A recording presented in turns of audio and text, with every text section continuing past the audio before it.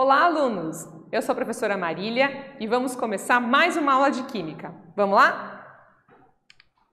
Então, os objetivos dessa aula: compreender o que são os estados de agregação da matéria, identificar o estado de agregação sólido, líquido e gasoso, reconhecer as características dos estados de agregação sólido, líquido e gasoso e praticar o conhecimento com questionamentos e atividades. E os questionamentos, então? Você sabe por que quando penduramos a roupa em um varal elas secam? Será que o gelo seco é gelo mesmo? E aqui a gente tem uma imagem aqui mostrando o gelo seco. Então, o que são os estados de agregação? Olha só, o vocábulo agregação deriva do verbo agregar, que significa reunir em um só, formando um todo, coeso, aglomerar, conjunto. Na química e na física, temos porções de moléculas coesas. Então, a agregação é juntar. Então, a gente está falando aqui de como os átomos, as moléculas, se juntam, se organizam e isso se reverte nos estados físicos que conhecemos. Então, quais são os estados físicos da matéria? São 3: sólido, líquido e gasoso. E aqui a gente tem uma figurinha engraçadinha para identificar esses 3. Então, sólido, né, a porção aglomerada, de matéria bem coesa, quase estática, num formato que se mantém, né? E aí temos o líquido, mais fluido, as moléculas mais afastadas, só mantém um formato quando está dentro de um recipiente. E o terceiro, o gasoso, as moléculas bem separadas, muita movimentação e não tem nenhuma forma, nem mesmo dentro de recipientes. O que diferencia os estados de agregação, então? O que diferencia um estado de agregação do outro é a organização das partículas, quer dizer, se estão mais agregadas ou menos agregadas, ou seja, mais juntas ou mais separadas, né? Próximas ou afastadas. A organização das partículas em cada estado de agregação da matéria. Então, nesse exemplo aqui, a gente consegue visualizar melhor. Então, as bolinhas aqui representam, né, as moléculas. Então, o estado sólido bem pertinho e bem organizado. No estado líquido, elas até estão próximas, mas elas não conseguem ficar organizadas da mesma forma que no estado sólido.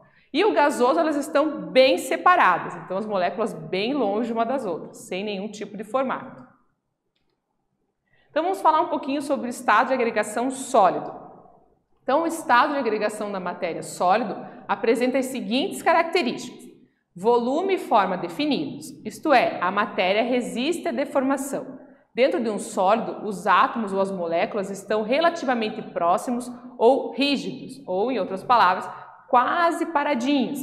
Então, ela tem volume e forma definida. Você vai lá, coloca água na forminha, a forminha é redondinha ou é no formato de estrela, e aí você faz um gelinho no congelador da sua casa. Retira esse gelo da forminha, ele continua quadradinho ou em formato de estrela. Então, mantém a forma e o volume, mesmo quando não está dentro de um recipiente, né? E aqui no exemplo a gente tem o cristal do cloreto de sódio.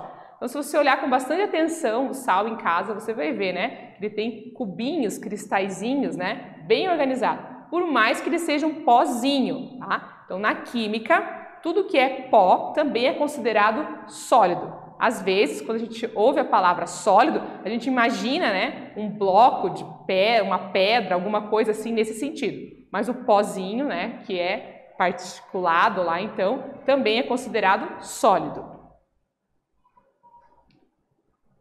Agora vamos falar um pouquinho sobre o estado líquido. Então, o estado de agregação da matéria líquido, em que a distância de suas moléculas é suficiente para se adequar a qualquer meio, tomando sua forma, porém sem alterar consideravelmente seu volume. Ou seja, você coloca a água lá dentro da jarra, se a jarra é circular, ela fica com formato circular. Se a jarra é quadrada, ela vai ficar com formato quadrado. A partir do momento que você tira de dentro da jarra, a água já se espalha sem formato nenhum. Quando observamos a água, podemos perceber a fluidez desse estado. O estado líquido, né, apresenta a forma variável, né, e volume definido. Então, a gente tem o volume definido dentro do recipiente, mas a forma vai variar, né, do recipiente que contém esse líquido. Vamos falar um pouquinho agora sobre o estado gasoso. Então, trata-se do estado de agregação da matéria mais desorganizado. Apresenta forma e volume indefinidos e consiste em uma coleção de partículas, tais como moléculas, átomos, íons e elétrons, cujo considerado aleatório seu movimento, né? Como a gente pode ver aqui na nossa imagem que está se movimentando. Nesse estado de agregação, as forças de repulsão predominam, então as moléculas tendem a sempre se afastar umas das outras. Será que um estado de agregação pode passar para outro? Será que a gente consegue fazer essa transformação, mudar um estado de agregação um para o outro? Sim, a matéria pode passar de um estado de agregação a outro, e esse processo recebe o nome de mudanças de estados físicos ou mudança de agregação. Os fatores que influenciam a mudança de estados físicos são temperatura e pressão, que atuam de formas contrárias. Enquanto o aumento da temperatura faz com que as moléculas se afastem umas das outras, por sua vez, o aumento da pressão faz com que as moléculas fiquem mais próximas umas das outras. Então vamos pensar um pouquinho nisso. Quando eu tenho temperatura, por exemplo, pego lá a panela com água, coloco na chama do fogão, vai aumentando a temperatura. O que é essa temperatura? É a agitação daquelas moléculas. Quanto mais agitadas elas estão, uma hora elas vão passar aí, então para o estado gasoso. Então, quando eu aumento a temperatura, eu estou favorecendo essa agitação das moléculas e aí eu estou passando para um estado mais agitado, nesse caso, gasoso no exemplo. Agora, a pressão atua de forma contrária. Então, quando a gente fala de pressão, a gente está falando sobre pressionar, né? Apertar. Então, quando você pressiona alguma coisa, você está aproximando essas moléculas. Então, por exemplo, eu posso pegar um gás que está lá dentro de uma lata de spray, ele está pressionado lá dentro, né? No momento que eu aperto a tampinha do spray, eu tiro essa pressão e o gás vai escapando. Então, eu posso aumentar a pressão e aí eu vou diminuir o agitamento das moléculas, deixá-las mais próximas. E aí eu estou mudando de estado físico também. Então, aqui a gente tem um esquema, né, bem interessante aí para ter anotado no caderno, com os nomes dos processos aqui e em função do aumento ou da diminuição da temperatura. Então, olha só. Então, quando eu estiver aumentando a temperatura, eu estou caminhando nesse sentido. Então, sólido, né, aumentou a temperatura, passa pelo processo de fusão, vira líquido, ou seja, derreteu. Esse líquido agregou mais temperatura aqui, né, aumentou, e vai passar pelo processo de vaporização, vai entrar no estado gasoso. Temos também a palavra sublimação aqui em cima, que é a passagem do sólido direto para o gasoso, sem passar pela fase líquida. Agora ao contrário, né? Se a gente tem gasoso e vai diminuindo a temperatura, processo de condensação, ou seja, aquele gás vai condensar, né? Vai aproximar. É o que acontece na tampa da panela quando está fervendo a água, né? As gotinhas se formam ali em cima pelo processo de condensação daquele vapor. Aí o líquido diminui a temperatura, solidificação, fazendo o gelo lá no freezer, né? Então o líquido diminui a temperatura, solidificação, torna-se sólido. E ressublimação, então, é o processo inverso da sublimação. Está no gasoso, diminui a temperatura, ele vai voltar lá para o sólido sem passar no estágio líquido. Por que quando penduramos as roupas em um varal, elas secam? Eu sei que vocês já sabem, né? Que a temperatura de ebulição da água é 100 graus. E o processo de secar a roupa nada mais é do que fazer aquela água que está na roupa líquida virar vapor. Mas as nossas roupas nunca chegam a 100 graus. Já pensou? Você ter que tirar do varal uma roupa que está a 100 graus? Seria uma coisa impossível, né? Então, olha só. Quando estendemos as roupas molhadas em varais em temperatura ambiente, e aí a gente considera esse valor 25 graus, aí a temperatura que está na sua cidade, ocorre uma mudança de estado físico denominada evaporação, ou seja, de forma bem lenta, ocorre na superfície do líquido, nesse caso a água, a passagem do estado líquido para o gasoso, sem o aparecimento de bolhas ou agitação do líquido espontaneamente, ou seja, sem atingir o ponto de ebulição. É como se as primeiras moléculas de águas que estão mais na superfície, com uma quantidade menor, né, de calor ali, 25 graus, 30 graus, temperatura ambiente, elas conseguem se desprender, né, da proximidade das outras e virar vapor. Esse processo faz parte da vaporização, que ocorre em 3 maneiras. Então, a gente tem a evaporação, a ebulição e a calefação. Então, são 3 formas de fazer esse processo, de você sair do líquido e ir para o gasoso. Então, a ebulição ocorre em determinada temperatura e sobreaquecimento, ou seja, cada substância tem o seu valor, né, de temperatura de ebulição. É mais rápida e bem perceptível, né, comparada com a evaporação, pois ocorre em toda a extensão do líquido com a agitação e a formação de bolhas. E aqui na figura a gente tem a panela lá com bastante vapor fazendo o processo de ebulição. Já a calefação é mais rápida ainda, é a passagem abrupta, então instantânea, do estado de vapor, que ocorre quando o líquido se aproxima de uma superfície, né, muito quente. Então, quando você tem lá uma frigideira bem quente, você espirra, né, algumas gotinhas de água, você ouve até um barulhinho e aí, instantaneamente, aquela gotinha que caiu já virou vapor, né? O fato de ser uma quantidade pequena e que essa superfície está muito quente, né? A frigideira, por exemplo, a chapa do fogão aí, tem o processo de calefação, que é a passagem abrupta. E agora sobre a nossa próxima etapa aqui, né, da vaporização. Entre a superfície do líquido e a superfície superaquecida, forma-se um bolsão de vapor, fazendo com que o líquido não toque a superfície superaquecida. Então, essa superfície superaquecida aqui seria a frigideira lá, por exemplo. A gotinha de água, a gente tem um espaço aqui, né, de vapor que já está numa temperatura super alta, muito maior do que a temperatura de ebulição, e aí por isso ela passa, né, quase que instantaneamente. E aí a sublimação, então, né, que é o processo que estávamos falando da passagem do sólido direto para o vapor. Então, como vimos, a matéria tem a propriedade de permear entre um estado de agregação e outro, sendo que o estado líquido é o estado intermediário. No entanto, algumas substâncias conseguem passar do estado sólido para o gasoso e vice-versa, e esse processo é a sublimação. Somente algumas substâncias fazem esse processo, assim, de maneira fácil, né? Uma das substâncias que sofre sublimação é o dióxido de carbono ou gás carbônico, o CO2, pois pode ir do estado gasoso para o sólido quando resfriado a menos 78 graus Celsius. E ao entrar em contato com a pressão atmosférica, sobreaquecimento retorna ao estado gasoso, causando um efeito de névoa densa bastante usado em shows, bares, né, e outros tipos de eventos. Portanto, o gelo seco não é um gelo, e sim gás a temperatura ambiente. Então, o gelo seco nada mais é do que o nosso CO2, que foi super resfriado, né, a menos 78 graus Celsius. E aí ele fica sólido. Quando ele entra em contato com a temperatura ambiente, com a pressão ambiente, ele vai passar direto, então, daquele sólido para o vaporzinho que a gente conhece como gelo seco. Vamos fazer a atividade 1 agora?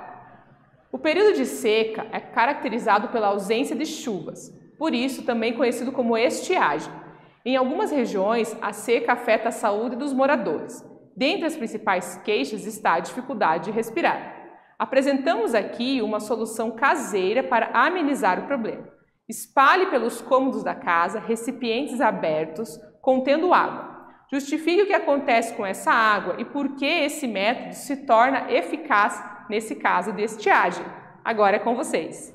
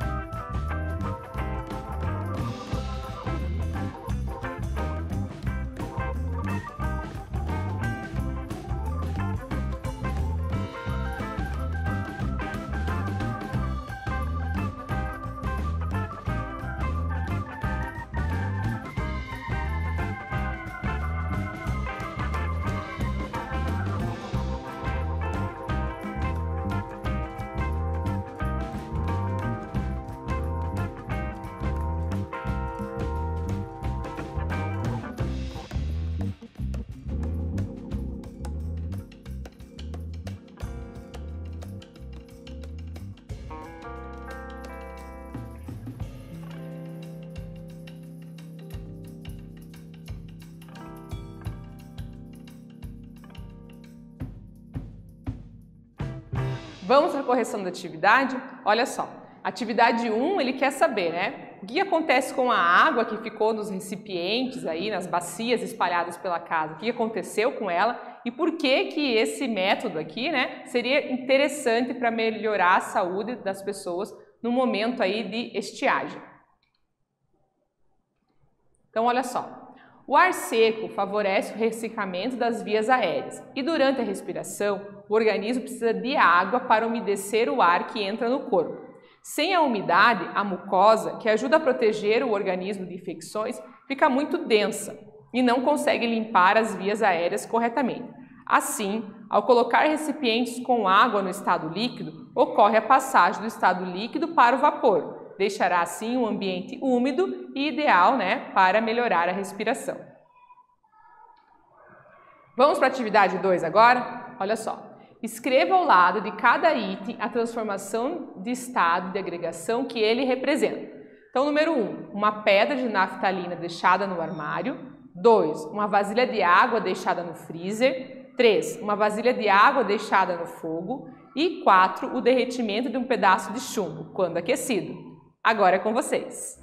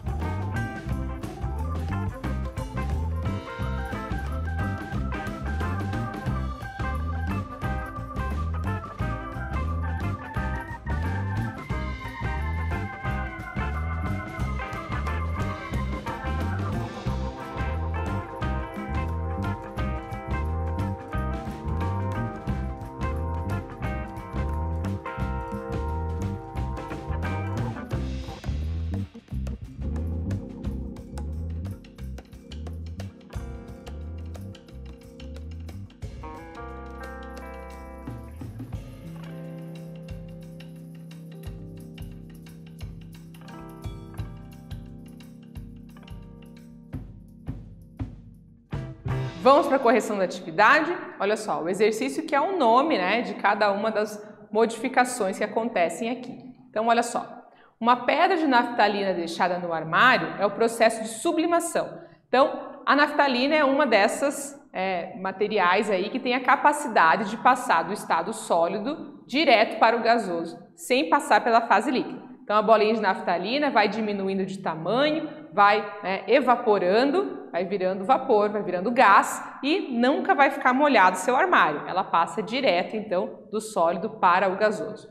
Na próxima, uma vasilha de água deixada no freezer é o processo de solidificação, né? É o congelamento. A próxima, uma vasilha de água deixada no fogo é o processo de ebulição, porque nesse momento a gente consegue atingir a temperatura de ebulição da água, que é os seus 100 graus Celsius, no processo aí de aquecer. E a última, o derretimento de um pedaço de chumbo, quando aquecido, é o processo de fusão. Então vai derreter, sai do sólido e vai para o líquido, processo de fusão. Agora vamos ver uma atividade aqui do Mão na Massa. Leia a charge acima de Maurício de Souza com atenção e procure responder os seguintes questionamentos. Então a gente tem a nossa charge aqui, né, observando, e no final fala o seguinte: seu caso de personalidade tripla é realmente muito sério. Então vamos ver as questões sobre essa tirinha. Que estados de agregação da matéria estão representados? quais são as características de cada um. Você consegue dizer que mudanças de estado físico estão ocorrendo? E se ao invés de água fosse CO2, haveria o caso de personalidade tripla? Justifique a sua resposta. Então essa é a tarefa que eu deixo para vocês, né? Observarem a charge e responderem as perguntas, certo? E agora temos uma curiosidade da química. Através do QR Code você pode fazer o acesso à reportagem completa e o título é o seguinte: umidade da respiração pode aumentar a eficiência de máscaras de algodão. O motivo pelo qual o algodão é mais eficiente em filtrar partículas é simples. A fibra tem caráter hidrofílico, isto é atraída pela água. Assim, a máscara de algodão consegue absorver pequenas quantidades das moléculas de água expelidas durante a respiração de uma pessoa. Não muito, cerca de 150 miligramas, o equivalente a 1 ou 2 gotas, segundo um estudo, favorecendo a criação de um ambiente úmido dentro do tecido. E por que isso importa? Se uma pessoa estiver com SARS-CoV-2, com Covid, por exemplo, esse meio úmido será mais eficaz em prender as partículas do vírus, impedindo que elas atravessem a máscara com facilidade e saiam infectando pessoas por aí.